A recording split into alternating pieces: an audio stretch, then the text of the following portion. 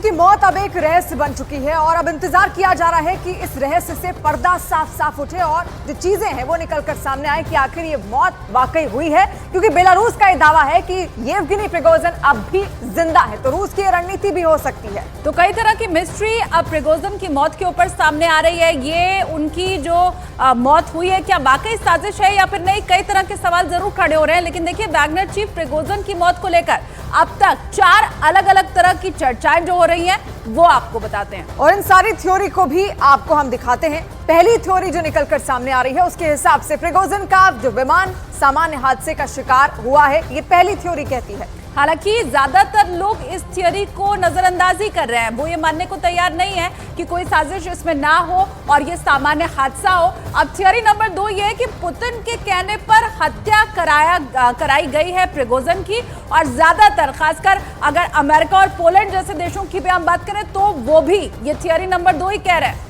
अब दूसरी थ्योरी के बाद आती है तीसरी थ्योरी, और तीसरी थ्योरी के मुताबिक प्रिगोजिन की मौत के पीछे यूक्रेन है। रूस और यूक्रेन में युद्ध चल रहा है और ऐसे में ज़ेलेंस्की ने पुतिन के बागी को निपटाकर पूरा ध्यान पुतिन की ओर ला दिया है ताकि दुनिया पुतिन को विलेन के तौर पर जाने। अब चौथी थ्योरी की भी आपको बात बताते हैं, जिसके तहत कहा यह जा रहा है कि रूस और यूक्रेन की तनातनी के बीच किसी तीसरे देश ने इस पूरे मौके का फायदा उठाकर प्रिगोजिन की हत्या करवा दी, और सबसे पहला नाम अमेरिका खुफिया एजेंसी CIA का सामने आ रहा है। दूसरा नाम जो है वो नेटो का सामने आ रहा है, और तीसरे नाम के तौर पर बेलारूस के राष्ट्रपति सामने आ रहे हैं। कहा यही जा रहा है कि इन तीनों में से यह हो सकता है कि किसी एक ने प्रिगोजिन की हत्या करवा दी हो। लेकिन सच क्या है, इसकी अभी तक कोई पुष्टि नहीं हुई है। तो प्रिगोजिन की मौत को लेकर दुनिया में कई थ्योरी पेश की जा रही हैं। किसी को यकीन है, किसी को नहीं है। लेकिन अब सवाल यह है कि रूस में बगावत करने वाले और कौन कौन से लोग हैं जिनकी जान खतरे में है। इस वक्त रूस का एक जनरल बहुत ज्यादा डरा हुआ है और साथ में ऐसे कई कमांडर्स हैं जो कांप रहे हैं, क्योंकि पुतिन पहले ही कह चुके हैं कि जो भी रूस से टकराएगा वो चूर चूर हो जाएगा।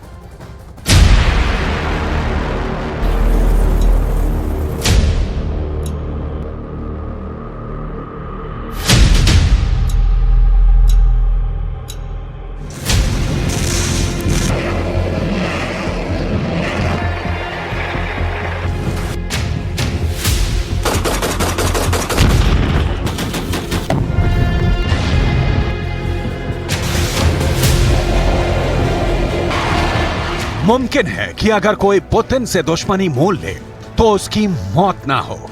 ज़ेलेंस्की खुद अभी तक खुल्लम खुल्ला यूक्रेन में घूम रहे हैं, यूरोप जा रहे हैं, हथियार ला रहे हैं, लेकिन येवगेनी प्रिगोजिन ने पुतिन के साथ जो किया था उसके बाद पुतिन से दुश्मनी का फॉर्मूला बदल चुका है।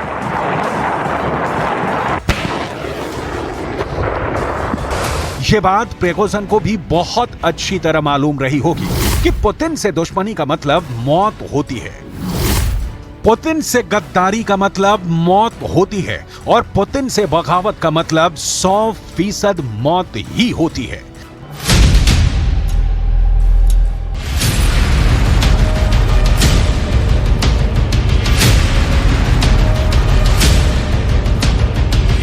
तेईस जून को जब प्रिगोजिन ने बगावत करके रोस्तोव से मॉस्को कूच करने का फैसला लिया था, तब एक तरह से उसने अपने अंत को दावत दे दी थी।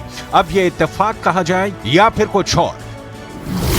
23 जून को येवगेनी प्रिगोजिन ने पुतिन के खिलाफ बगावत की और 23 अगस्त को प्रिगोजिन की प्लेन क्रैश में मौत हो गई। यानी बगावत करने के बाद प्रिगोजिन का काम सिर्फ 2 महीने में ही तमाम हो गया। पूरी दुनिया जानना चाहती है कि प्रिगोजिन के बाद कौन है वो दुश्मन, कौन है वो गद्दार और कौन है वो बागी जिसका अंत प्रिगोजिन जैसा हो सकता है।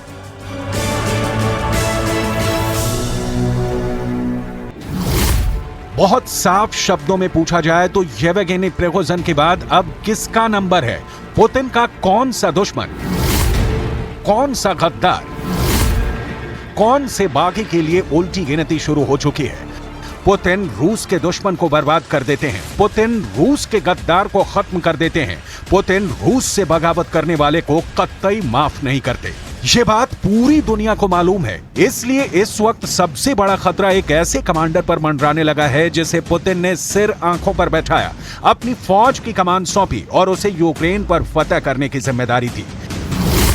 ये है रूस का पूर्व जनरल सर्गेई सुरोविकिन, जो सीरिया के युद्ध में ISIS का काल बनकर उभरा था। वो 23 जून से पहले पुतिन का खासम खास था और 23 जून के बाद पुतिन के लिए सबसे बड़ा गद्दार बन गया।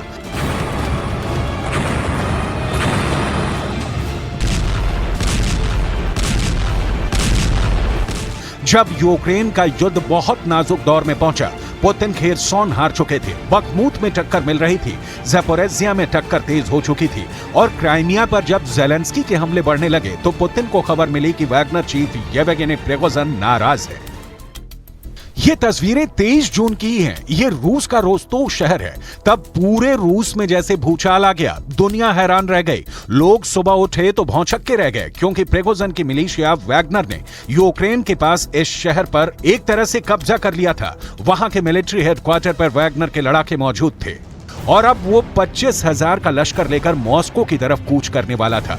इसके बाद मॉस्को में उठापटक शुरू हुई और पुतिन ने जो ऑर्डर जारी किया उसके मुताबिक जनरल सर्गेई सुरोविकिन को एरोस्पेस चीफ के पद से बर्खास्त कर दिया गया था। पुतिन को पता चला था कि जनरल सर्गेई सुरोविकिन ने वैगनर चीफ प्रिगोजिन की मदद की है।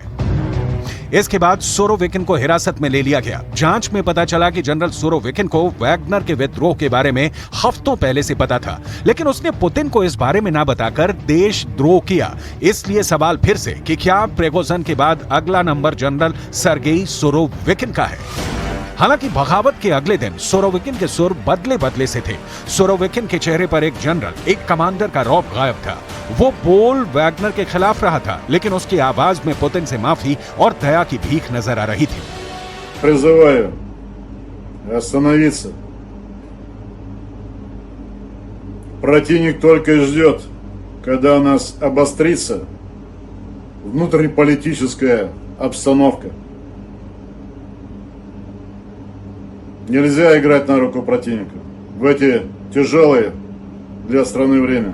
रूस और यूक्रेन के युद्ध के बाद जो कुछ हो रहा है उसे देखकर आप अंदाजा लगा सकते हैं कि पुतिन के गुस्से का लेवल क्या रहा होगा। पुतिन पिछले 1.5 साल से ठीक से सोए नहीं हैं, ये उनके करीबी भी मानते हैं। पुतिन हर पल यूक्रेन के युद्ध की खबर लेते हैं। वो हर कमांडर से बात करते हैं। पुतिन हर मोर्चे की रणनीति और उससे जुड़े फैसलों में न सिर्फ शामिल होते हैं, बल्कि वहां यूक्रेन को कितना नुकसान पहुंचाना है, किस लेवल का हथियार इस्तेमाल करना है, इसमें पुतिन राय भी लेते हैं और देते भी हैं।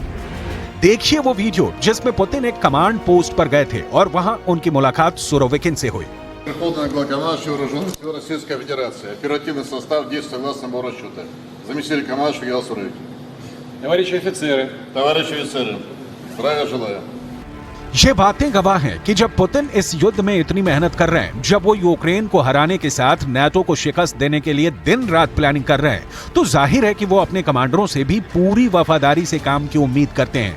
लेकिन वैगनर चीफ के साथ सुरोविकिन ने भी पुतिन को एक तरह से धोखा दिया। रूस के फैसले इसी तरफ इशारा करते हैं। इन्हीं सब बातों को देखकर पुतिन युद्ध को लेकर बहुत जज्बाती हो चुके हैं।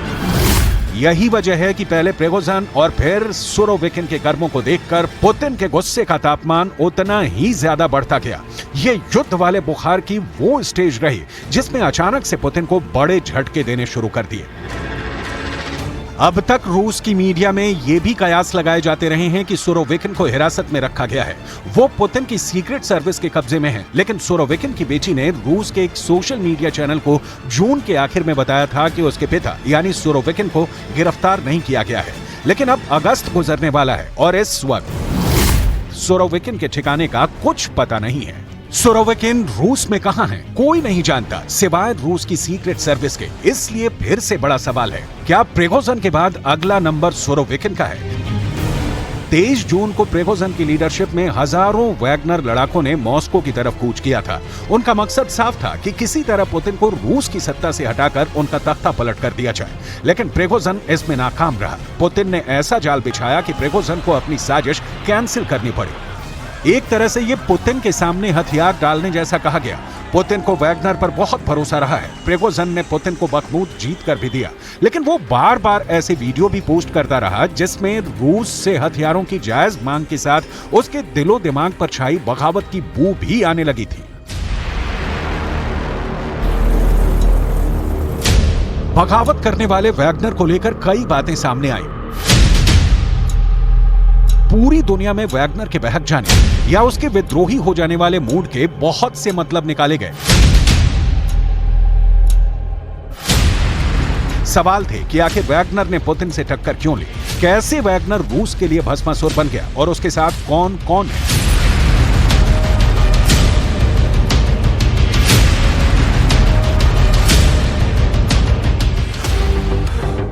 क्रेमलिन में तनाव बहुत ज्यादा था। पुतिन ने भी पता लगाया कि बखमूत जीतने वाला वैगनर चीफ येवगेनी प्रिगोजिन अचानक रूस का दुश्मन क्यों बन गया। आखिर कैसे वैगनर के लड़ाकों में इतनी ताकत आ गई, कैसे उसकी लीडरशिप अपने देश के खिलाफ खड़ी हो गई।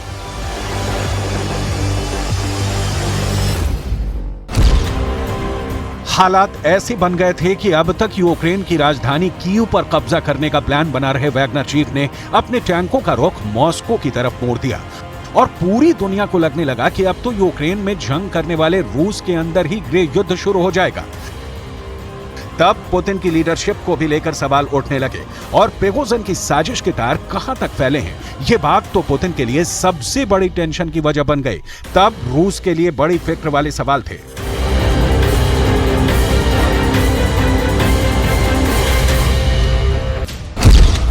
कि क्या वैगनर पर पुतिन के सबसे बड़े दुश्मन ज़ेलेंस्की ने जादू कर दिया है?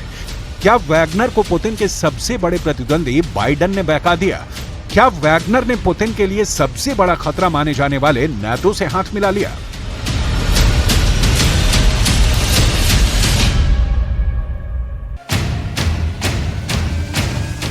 पुतिन ने जब पूरे मामले को संभाला और जब वैगनर को रोस्तोव से बेलारूस भेजा गया, तब सवाल उठने लगे कि क्या बेलारूस नाटो पर हमला कर देगा या फिर उत्तर की तरफ से यूक्रेन के खिलाफ एक नया मोर्चा बेलारूस से खोला जा सकता है।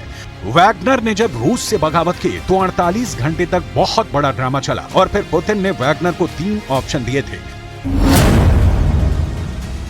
पुतिन ने कहा कि वैगनर के लड़ाकों को रूस के रक्षा मंत्रालय के तहत आ जाना चाहिए या फिर अपना ग्रुप छोड़कर वापस घर लौट जाना चाहिए, और वैगनर के लड़ाकों को तीसरा ऑप्शन बेलारूस का दिया गया, जिसे वैगनर चीफ येवगेनी प्रिगोजिन ने फौरन मान लिया।